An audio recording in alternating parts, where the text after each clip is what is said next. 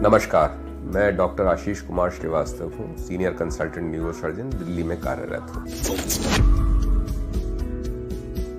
हम लोगों की स्पाइन या मेरुदंड जो है वो जीवन पर्यंत चलनी है और काम करना है, लेकिन ये भी रोग से ग्रसित हो जाती है।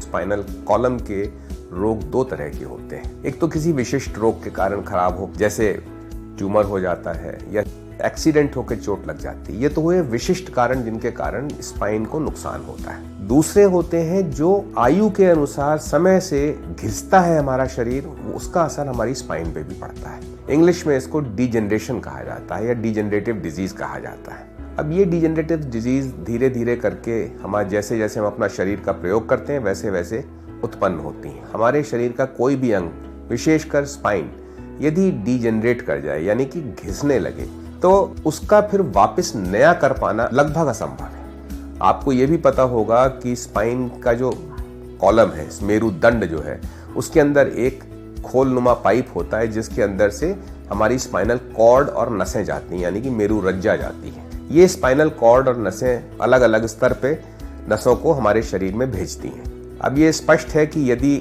मेरुदंड में हमारे डिजेनरेटिव परिवर्तन आएंगे तो उनका असर उन नसों पे भी पड़ेगा। इन नसों को बचाने के लिए भी हमको अपनी स्पाइन को जो है स्वस्थ रखना बहुत आवश्यक है। और ये स्पष्ट है कि जैसे जैसे स्पाइनल कॉलम में या मेरुदंड में डिजेनरेटिव या घिसने वाले असर आएंगे, उस परिवर्तन आएंगे, उसी तरह के उसके समानांतर जो है मांसपेशियों में, तंतुओं में, स्नायु में, इन सब के अंदर भी वही परिवर्तन अपना प्रभाव छोड़ेंगे। कई बार हमको स्पाइन का इलाज भी करवाना पड़ता है। ठीक करने के बाद उसको वापस पुनः जो है अच्छी स्थिति में लाने के लिए हमको बहुत मेहनत करनी पड़ेगी। उनको धीरे धीरे चलाना और वापस स्थिति में लाना भी शामिल। इसके लिए व्यायाम करना, पौष्टिक भोजन लेना और एकदम से ऐसा न कर देना कि दोबारा से स्पाइन में कोई नुकसान हो जाए। और समय के साथ धीरे धीरे इसकी स्थिति और मजबूत होगी और ताकत वापस आएगी। ये काम हम एक अच्छे फिजियोथेरेपिस्ट की देख रेख में करते हैं। बहुत से उपकरण ऐसे हैं जो कि इस काम में हमारी सहायता करते हैं।